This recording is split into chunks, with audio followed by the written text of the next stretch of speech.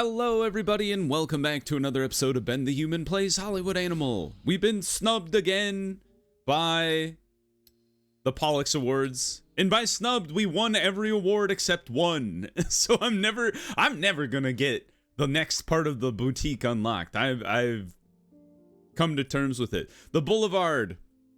A sad film for sad people. It's a pretty good film. It's not very happy. So if you're not in the mood for that, beware. Do we have more theaters available? We do. Okay, go back. I have to reconfigure my thinking because we got 8,000 more screenings last episode, which is exciting. So you are running at 1,700 now? Is that worth it? Because if we did 17, we got 155 back. Who else is running at about this time? The Forebodar is going to need films.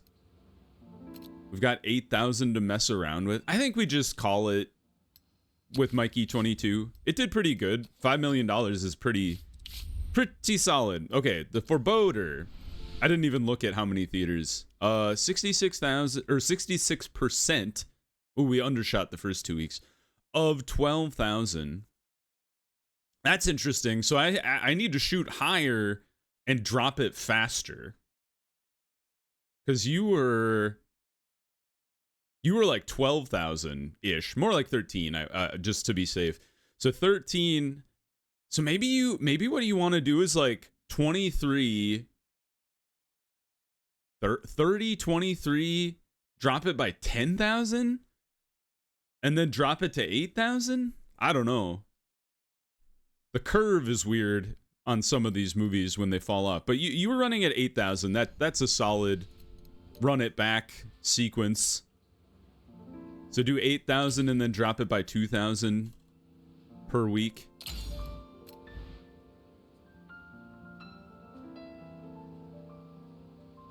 That sounds about right. I don't have anything else going on though. Because the Boulevard is running. Or no. Yeah. The Boulevard is running. We won't be able to run back advertising though. And we killed Mikey 22. Okay, just run it back with all of our theaters. We don't need to mess around. We don't have anything else to put in the theater anyway. The Boulevard is an A. Bone Grinder dislikes. Name a more iconic duo. Man, what was the film where we had 5 one-star reviews and then the Bone Grinder loved it? That was very funny to me. Insomnia in Indiana. That's going to be a pretty good film. It's going to be tricky. Because imagine this runs the same way the Boulevard or Forebodar did. So you'd want to do this at like, I don't know, 28? That does give us 8,000 theaters to mess around with on top of everything. So 28, 23, and then 14, and then 8? Is that kind of how that progression went? Maybe do... Let's go 9, just to be safe. Kind of a steep drop. But I guess when you don't have word of mouth, things do drop off relatively quickly. And now we at least have all of our films scheduled, so that's kind of nice. It's not for anyone, except for men.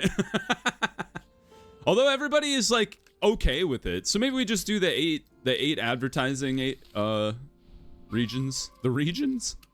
Sectors? What do you even call those? Advertising. I guess their target audiences is, I guess, what they would be. I don't think Lorraine does tricks. Yeah, I didn't think so. What am I doing? Apply. All right. Cool. Okay, so all of our dudes are researching or writing movies. Nazi Hunters is about to come out. And Amelia's Cinders is about to be finished. I think we need to start focusing on writing, like doing every other film needs to have a lead that's either a woman, like alternate back and forth between having a lead that's a woman and a lead that's a man. I think what I've gotten myself confused by is that I think in the Pollux Awards, you can't have anybody nominated for Best Actor or Best Actress if they're not the lead. I think.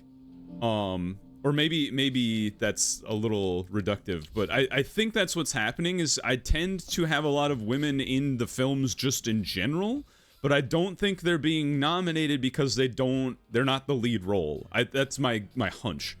So Ben's stage, Nazi hunters, the field, the forest, the country lanes, the country interiors, and the city streets.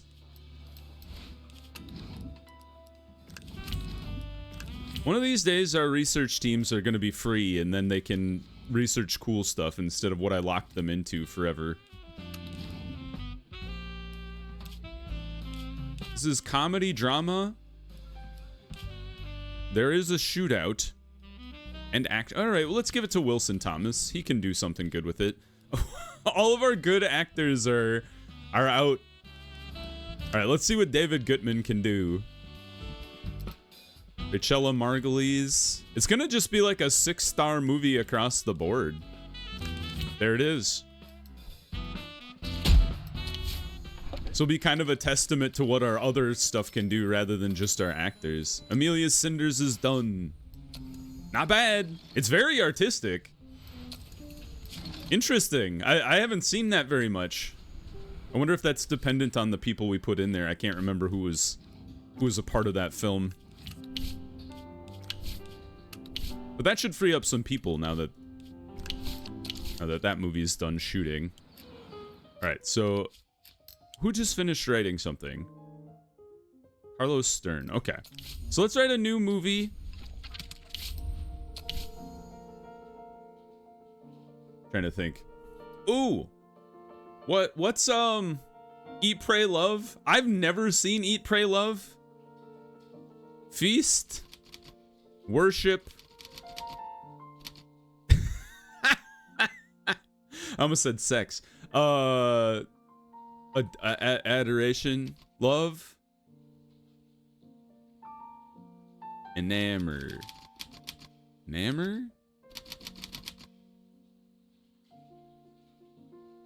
Eat, pray, lust.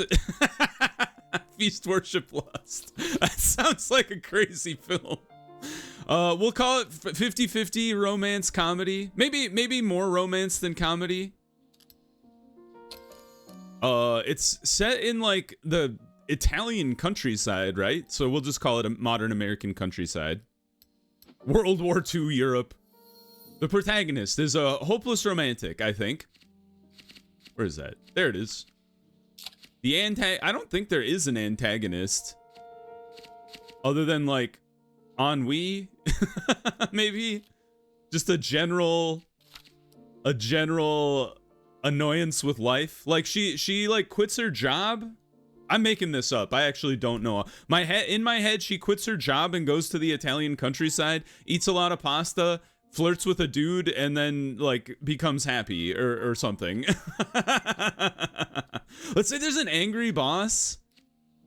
Maybe your rival in food, a food rival. And then what do we got here? Is there a quest for love? I forget. Saving the beloved isn't correct. We'll say there's a struggle for a better life. That's always my go-to. Not really winning the beloved. I will say the protagonist does get a better life. I don't necessarily think they need to fall in love. Maybe that's the way the story goes, maybe not. Ooh, let's say this is like, it pushed them to go to the countryside because somebody close to them died, and they're like, ah, what is life even?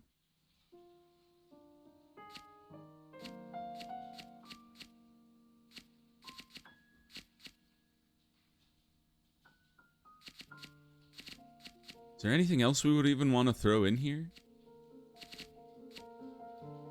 We'll say, you know, alcohol, the spirit of freedom, is going to take the place of the food. Because it's like a food journey. Good enough. So there's our female lead. Space conflict is rocking. Dropped a little. Understandable. Our costumes are actually not even up to par, which is kind of crazy. I guess it is a sci-fi. You'd probably need some pretty wild costumes and such. Tommy Garcia, we're renegotiating. I'll give you all the stuff. Almost got you fully covered there. Still $47,000 on top of everything. Tommy's been around a while though. Tommy and I go way back. A city siege. Whoa, that's a cool theme. You could I was like, you could do the Return of the King, where the siege ministereth. Let's go finish. Based on that, I actually have a really good idea. Enemy at the Gates is about the siege of Stalingrad. Leningrad? I think it's Stalingrad. So how do we want to say this? We'll call it Foe at the front door. I don't know why I like alliteration so much. Action drama. It's like a duel between two snipers. I don't know if it's even based on anything or if it's pure fiction. It's mostly an action movie. In the we'll say World War II Europe. I mean, it's in Russia, so West Russia, I should say. Protagonist is a soldier. He's a sniper. The antagonist is also a soldier. We'll call him a war criminal since we don't have just like opposing soldier. The other guy's just kind of doing his job, I think. Maybe he's a bad guy. I don't remember. There's probably a sidekick. I feel like there is a love interest in the movie. It's been a minute. I saw it like 15 years ago. I've seen it exactly one time. There's definitely a shootout. Definitely a big battle scene. Like the whole movie's just kind of a big battle scene. Where's the city under siege? City siege. And then the finale is, I think the protagonist kills the bad guy, or the other sniper. We'll just call that a day. I feel like there is just kind of like this random love interest thrown in there.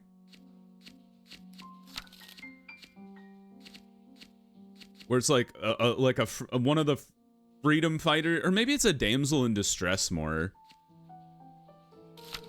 I can't remember. We'll call it that.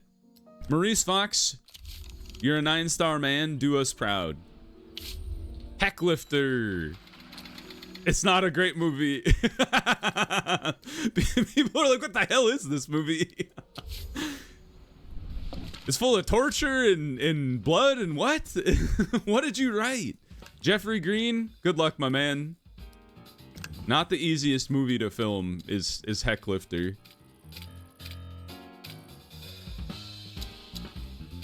Hey, those back streets though, those are some nice back streets. Give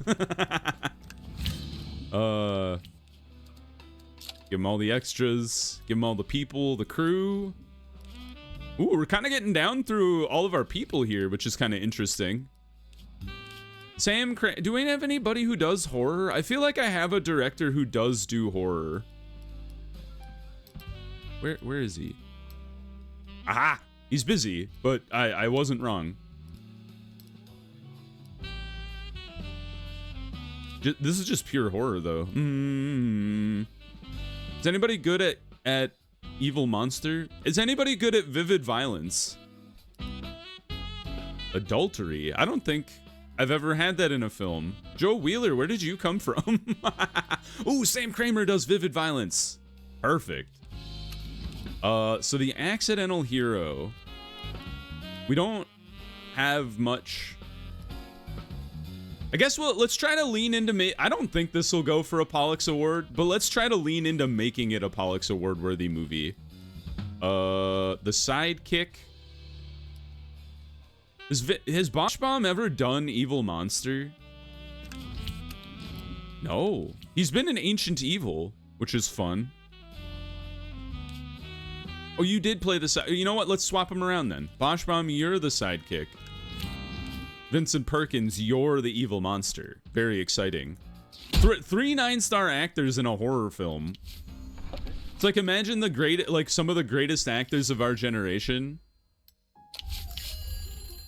Hold up. Somebody told me that you can spy on the police department, and that'll tell you when a raid is coming.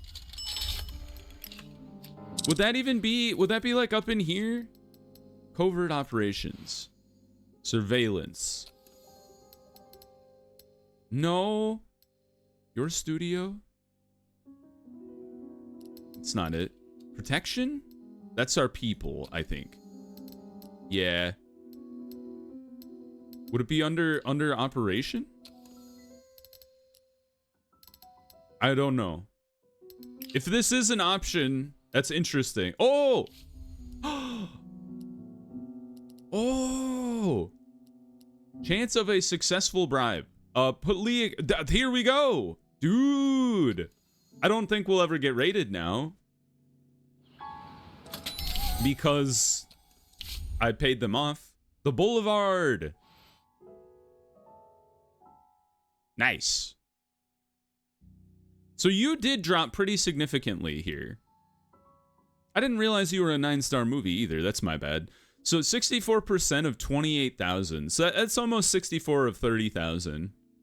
So that'd be 13, almost 18,000, a little less than 18,000. So we'll just run it back. Foreboding is going to run back, probably not that much though. So maybe we just call it.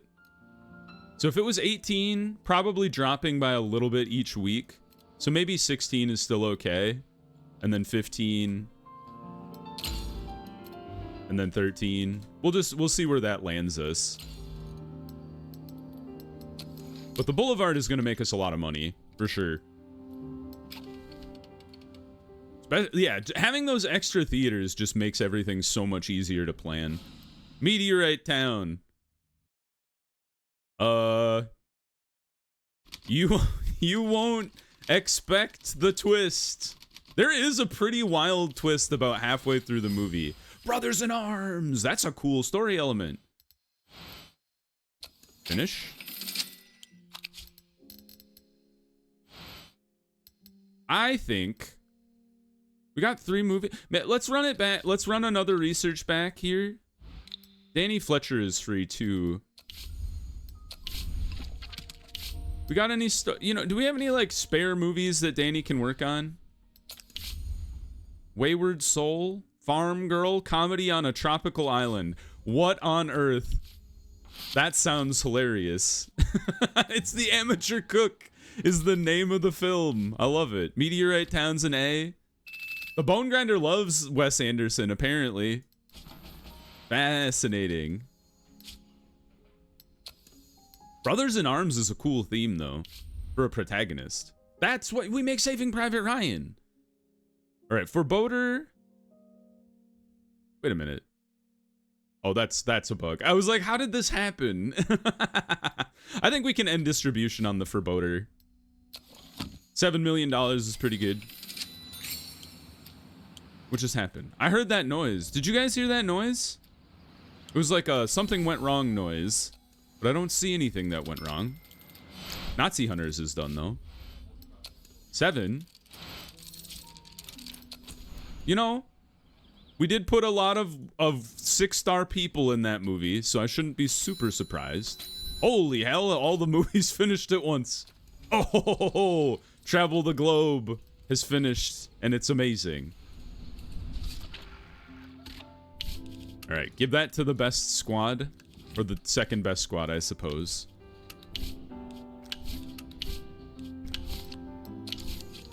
Not too bad. All right, what else we got? Space Journey. That's not as good of a movie. Yeah, there's no way in hell. Even if we gave that to our best team, There's no way Space Journey is staying above a 9-star. So I don't mind giving that to my third team here. Zlata Heller and Benny Hoser. Trust me, I'm not Canadian. I'm close. Probably as close as you can get and still being an American. That one's, there's no way Malicious is also staying in the 9-star range, unfortunately. So we're giving it, Emma Berry looks so, like, it's wild. Maybe it was different back in the day. Actually, I do know this for a fact, is like when you know, even like 100 years ago, humans aged terribly. And a lot of it is like comparatively to today. And a lot of it's like nutrition related and just like hardships in general. But man, the people, like they hit 50 in this game, they immediately look like old owls. All right, we'll hold on to post-production for a second because we actually don't have any free teams to work on you. We will in 2 days when Amelia Cinders is done. Yeah, I don't need to renegotiate it with you, my man. Did you stay above 9? Oh, it's good. It's still good. It's depressing but good. We'll say this one. For some reason, when you choose countryside, there's always a cow. And I don't know why. They're like, we gotta have a cow in there. All right, let's see. If this is a good movie, let's take a guess and say like 28 is the top. Because it's still not like it's got pretty poor audience appeal, which is kind of interesting. But then we'll say 26, 24, 22. I think that's how our, like, the road went. When I wasn't really paying attention to it super closely because it did have word of mouth and I just kind of like roll with it. Unfortunate. Well, I don't know if this would have been that great for, not for boys and girls. So we'll skip Spice Mice then. Does anybody want to do a trick? Any trick people here? I know, well, Vincent's cool with tricks. I don't think Jane, oh, Jane does do tricks. Steve Boschbaum definitely doesn't, so we'll just do the 2. On top of him being a racist, I know he doesn't do movie tricks. Over the Barbed Wire Fence is also a really artistic movie that doesn't have a lot of audience appeal. Fascinating. We'll give this to Homer Warren. Help him win another Pollux Award. Legendary cinematographer Homer Warren. Are any of these people in your studio based on real people back from back in that day, or are they all made up? Unknown. For me, I'm sure somebody knows. That's why I asked the question. Herman Watson, your best director we got. And let's put our best feet forward here. We'll let Leonard Shelton be the outcast. All our mentors are like low on their contracts left. Parental figure is a woman, so we'll give that to Minnie. The sidekick is also a man. So let's go. Ooh, Willard, you should be the villain. I like that. And then we'll give this to Siegfried as the sidekick. And then the mentor should be an older dude. Unfortunately, Lewis is kind of... I'll renegotiate for a little bit here. Yeah, just give him $80,000 to do the film. And then we'll reschedule. We'll renegotiate after the movie is done. Hopefully nothing goes wrong. Escape Captivity. Oh, we could do Hogan's Heroes. Or, The Great Escape. That's also a good movie. Okay, Felix, finish. Let's see here. We got 3 scripts running. Why is this one so much faster than any of the... I wonder if it... Do you think it gets more... The length of the writing process is longer, the more themes you have in the film? I think that might be true.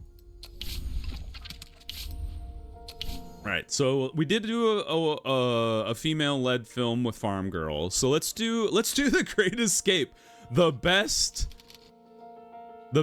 fleeing. That's terrible. The best.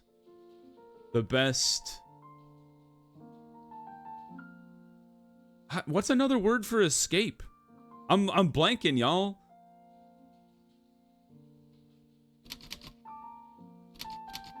Is the escape artist about Houdini? I just thought about this and it just popped into my head. The best absconding. It's a little different of a word, but that's all I got. And I also don't know if I spelled that right. I feel like it's a drama, but I actually don't remember. I've never seen it. Maybe we call it like historical drama. It's in a prison. I don't know where to set this. Like, it's Escape from Alcatraz. Is The Great Escape? Wait a minute. Am I thinking about a different movie? Is The Great Escape the one where they escape from prison camp? And I'm thinking of Escape from Alcatraz, which is a completely different thing? Or have I made up like two entirely different movies now? All right, I don't know what I'm doing anymore. So now it's drama historical. The protagonist is a soldier. Because now we're making what I think is Hogan's Heroes also jammed in there without any comedy. The enemy is a war criminal for sure. Supporting character, let's say there's a local girl who helps out. And then there's also there's always like a sexy Nazi lady in these movies. Like, you remember Indiana Jones always had like a sexy Nazi? Very weird. Stylistic choice. That's Steven Spielberg. What was he thinking? Anyway, so escape from prison is our primary thing here. Surviving in wartime does kind of make sense too. There it is. Escape captivity, or is planning to. Yeah. Let's say there's a betrayal too. Somebody chickens out. And then we'll say, oh, they sacrifice themselves to save all the other prisoners. Amazing. I'm such a good film writer.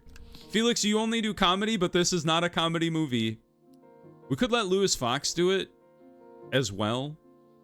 Actually, you know what? Let's let Louis Fox do it. And then let's have Felix Hill do an actual comedy movie. I'm trying to think of a good comedy movie I've seen recently.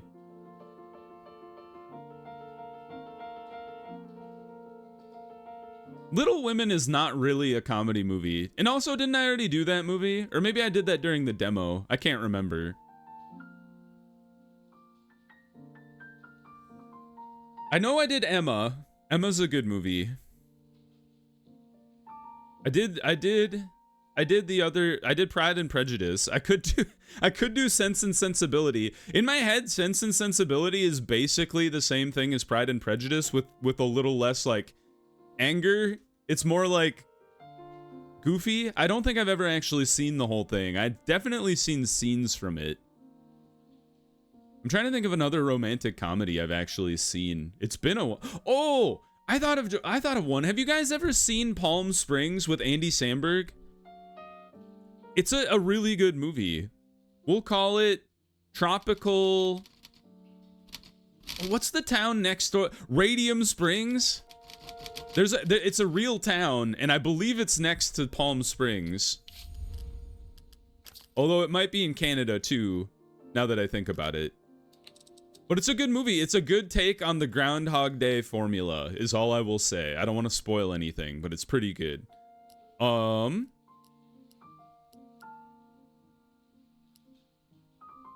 feel like it's more of a town. It's not the countryside, and it's not like a city.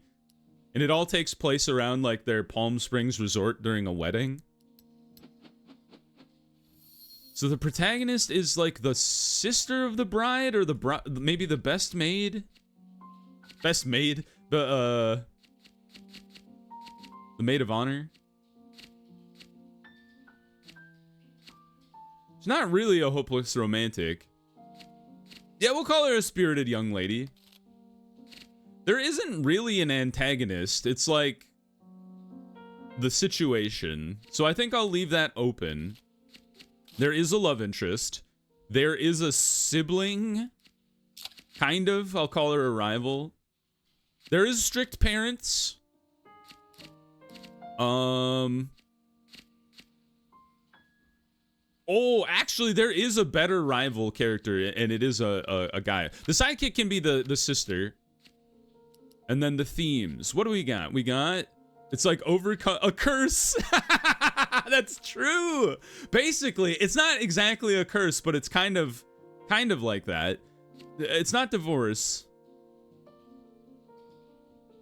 It's not a crime of necessity. It is kind of escape captivity, weirdly. I'll call it... There's like some of this stuff going on as far as like saving the beloved and love triangle, but it's not quite what you think. We'll call it a struggle for a better life, and then at the end, the protagonist does find love. So we'll say that. And then Felix Hill, good luck, my man. All right, let's pause the episode there. If you guys enjoyed the episode, please click the like button. It helps me out a lot. If you want to see more episodes of Hollywood Animal or the other videos I have going on the channel, subscribe to the channel. Make sure you have your notifications on so you know when the next videos go live. But until next time, everybody, I hope you had a good one, and I'll see you in the next video. Bye-bye, everybody.